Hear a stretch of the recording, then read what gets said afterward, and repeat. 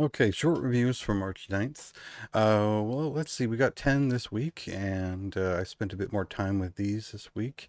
And despite wanting to be playing Wolong Fallen Dynasty right now, we'll do this instead. First up is Isol. This is a Swedish doom metal band who they sort of always treaded the line between their earlier form, which was a kind of a Bathory influenced band, to now transitioning that side of the band off to Arab Altor, and this band focusing more on a Candlemass inspired sound, which has become more modern and more interesting over time. Certainly much more professional in terms of production values and the vocalist's very strong register, which has become very distinct over the course of the last, I would say, four records or so. So this record does something interesting in that it, instead of leaning into the more intense songwriting of the last, it an expressive songwriting of the previous record, it reaches a more patient, harmony-minded approach, which I would liken to a headspace somewhere between uh, melodic death doom of the '90s and traditional epic doom metal. So if you're a fan of like Forsaken, Anathema, and While Heaven Wept here, you probably have the right level of patience that you need to enjoy this record. It does slowly and deliberately spell out its feelings and thoughts, and the riffs are subtle to begin. And it wasn't until I'd listened to this album maybe 3 or 4 times that I started to remember, oh, this is a good song. I like how it resolves. You know, it's not an in the moment, wow, this is intense kind of thing, because you're hanging on every moment for the entire record. So that's not a bad thing. I think it was very memorable. I think that I sat with it a total of 15 times over the course of a couple of weeks, about 3 or 4 weeks. Um, and again, I've been a fan of this band for a long time. I like their other band quite a lot as well. And although I don't always like the album art they go with, I definitely enjoy each record the more I listen to it. I think it's kind of a lot of growers in their discography. So if you're prone to investigate a bit more, this is a great option.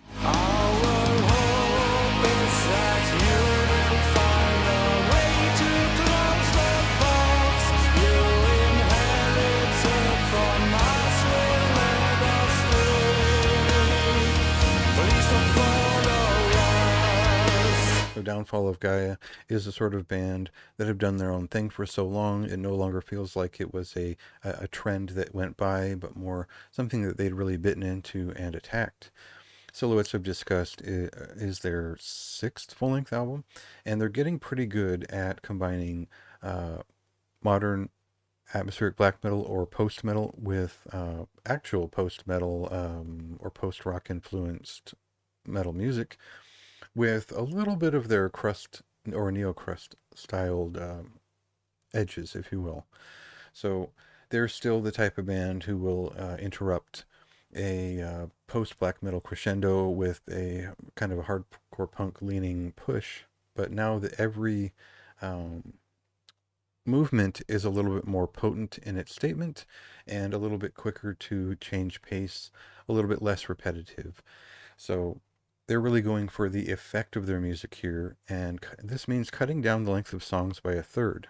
Now, don't worry, they're all still 5 or 6 minutes long, but this is a much better record from a band who've been pretty interesting, but a little bit redundant in a lot of their discography for my taste.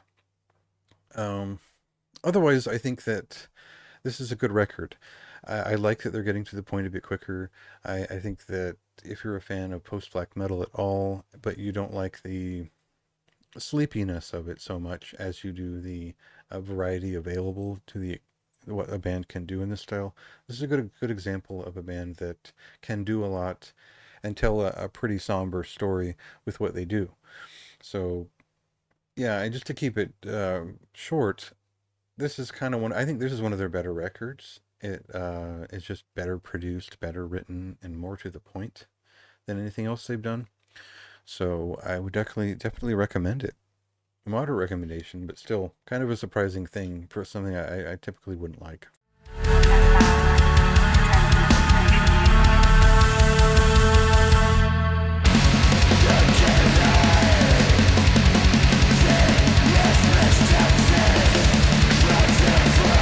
Vegas is a German atmospheric black metal quartet out of Munich, and Enter is the first thing that they've put out since 2013. This band, I don't know what they were all about before, but this is a sort of depressive black metal influenced form of atmospheric black metal, which verges on post black metal because of that. I know those are very fine distinctions for people who are really into this type of thing, but for me, it's a somber black metal record that is a little bit aggressive in its vocal register here and there, and very well produced, very well recorded. Without being, it doesn't feel accessible at any point in an outright way. It's not cloying, but it is dejected and pretty good, actually. It's not terrible. I think um, I think it kind of drones on the way a lot of atmospheric black metal does. So that's just not really completely for me, but I could appreciate the quality here as I listen to it, and I would recommend it to fans of that style.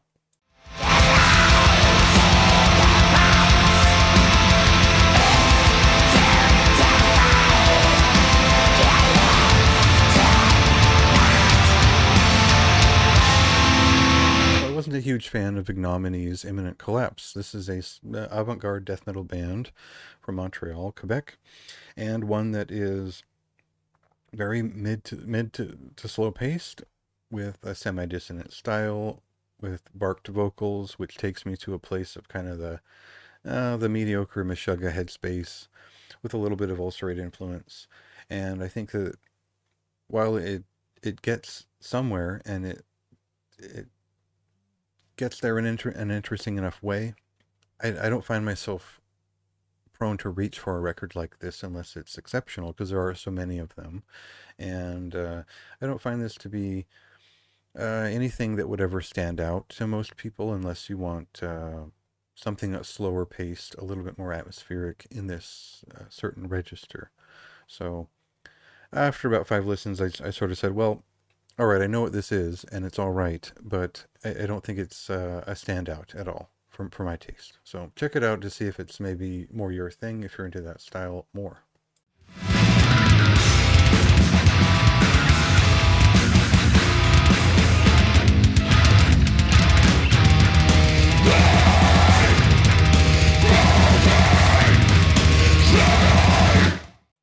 Depraved Murder is a brutal death metal band from East Java, Indonesia, and Unethical Terrestrial Collapse is their third full length. This is a great band if you really like classic brutal death metal that ranges from, the early Suffocation stuff all the way up to Devourment, because there is a little bit of slam, a little bit of technique, technical groove in here. And again, well, they focus on rhythms almost exclusively, but this is a brutal death metal band in a very classic sense, with some, moshable affect to it. Just a really strong brutal death metal record. Very straightforward. I like the album art. I think, the drummer is fantastic, and it stuck with me as I was listening to it. Yeah, easy recommend there for me.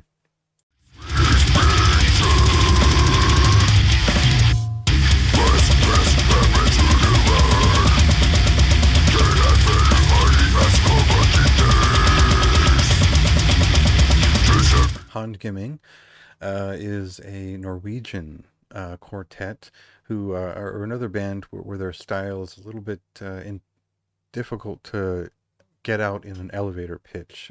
Basically, they're calling it stoner core, which I don't. There is stoner rock, stoner metal, and maybe like a doom rock feeling to some of these songs. They're also influenced by the unique kind of hardcore and roll of bands like Kvelertak. So my thing with this band is that these references are very obvious when you know them all, and they line them up into these somewhat catchy songs, kind of weird songs too.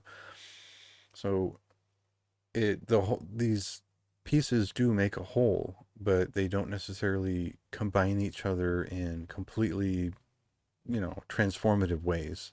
So a lot of what we get here is kind of uh, a little bit of a swinging classic rock feeling that moves into what's basically a Cabello song from one of their, later albums that were a little more rock oriented.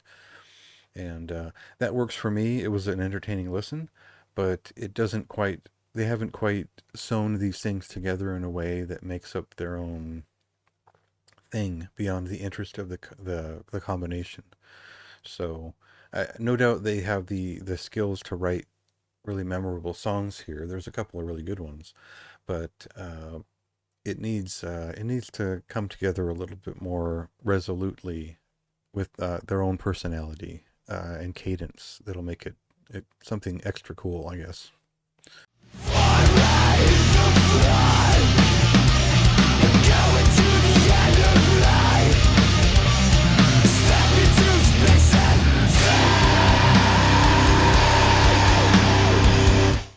Oh, Negative Prayers, self-titled 7-inch is their debut, and it comes from Kyle House, who you'll know from certain Acephalix albums and Decrepacy, and Charlie Corinne, who was also in Decrepacy, and a ton of other bands. Drums here, and basically this is just a D-beat record. It's a 7-inch with 3 songs, and the way that I read it was I heard a little bit of Born Against in the way that he plays the guitar. Uh, Not that it's fumbling, but it's noisome at times, and there's a lot of crossover between Swedish and Japanese crust in the 90s, and I feel like that informs some of the phrasing here, which is fairly classic. Could you call it death crust? Probably. I don't, they're not, so I'm not necessarily going to, but it is a aggressive D beat, and I'm always all for it. I'm a huge fan.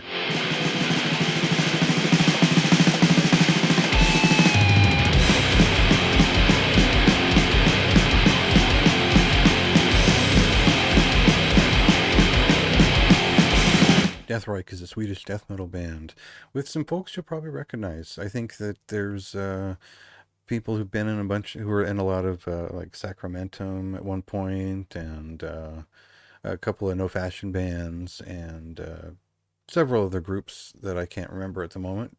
But this is a different thing. This isn't even a typical Swedish death metal album. It's not driven by the Boss HM2 pedal necessarily, but it is a very aggressive, almost death grind feeling record that has about 3 minute songs, 2 to 3 minute songs, which are thrashing, aggressive, loud, delivered with sort of a terrorizer-esque attack, and this felt really brutal and like a really fresh, aggressive approach that I enjoyed, which in my mind that it touches upon kind of vomitory a little bit early on in their career, as well as Vader.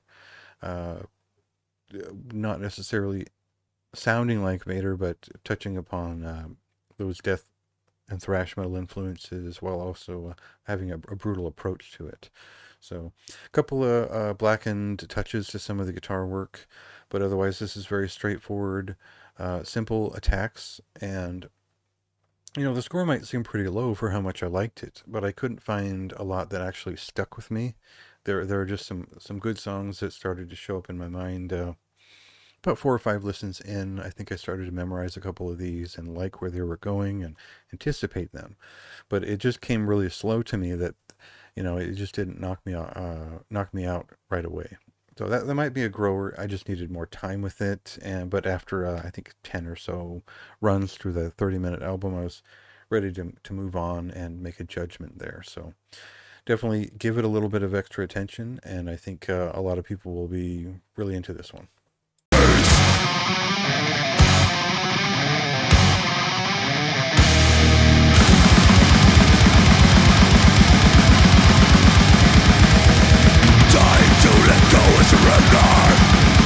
Not entirely sure what to make of Denver, Colorado-based quartet Harvard, who are a post-black metal influenced thing, a band, a quartet, who play progressive metal, which isn't to me, it's not really related to black metal. That's kind of where the hitch was when I was figuring what this was out. This comes from members of Allegaeon and Oak Ash and Thorn. The drummer from Oak Ash and Thorn is actually quite good. And you would expect that with members of Allegaeon involved as well. So what we get here is a very accomplished post-metal album with extreme metal influences that are all very modern. Now, I'm not against any of those things and how they clash together and work. I think that they've just spent so much time working on the post side of things, the sleepy stretches of nothing happening, that the really involved parts feel so few and far between that they don't feel like pockets, they feel like relief. They feel like I'm stepping out of stasis for just a brief second and breathing. So maybe that's the desired effect, but it was not particularly pleasant or memorable outside of a couple of really fine bursts of guitar work and some strong keyboard work towards the end of the record. So there is stuff that I like here, but definitely not a sort of record that I would compulsively go back and listen to because it stood out so much. I really like the album art though. Cool image.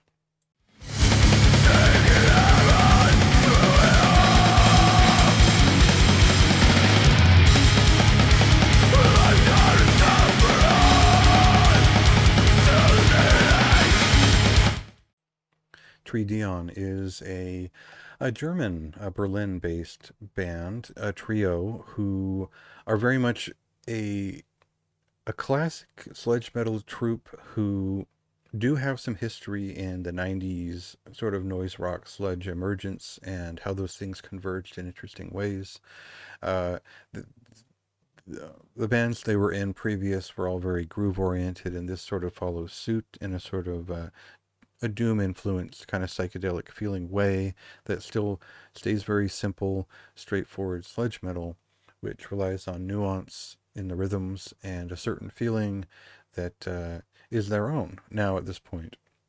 I think this is their third full-length album. I reviewed the last one, and it's been about 5 years, but I remember liking it for the atmosphere of it, and you know, they've only improved since. And I think this record has each of the song counts in a smart way. I didn't love the final song, which is quite long. It's about 13 minutes, but I really liked Omega Time Bomb. I don't think there's a preview of it now, but it really was the best song here, the one that sort of pulled me in, and the one that stuck around is one of the singles on here that you can go check out, Viking Meditation Song. So, sludge is a very simple thing. It is emotional music. It is rhythm-based music primarily. And I feel like these guys really nail that classic feeling without needing to be more exaggerative than tone and a little bit of a psychedelic touch and a little bit of a classic sort of late 80s grungy feeling to some of it, which is very much in their wheelhouse over time. So I enjoyed it. I listened to this one more times than I needed to, probably, because it was captivating for my own tastes, and I don't run into a lot of sludge that I'm interested in. So great record, worth checking out, and that comes with a moderately high recommendation. Ready to do this.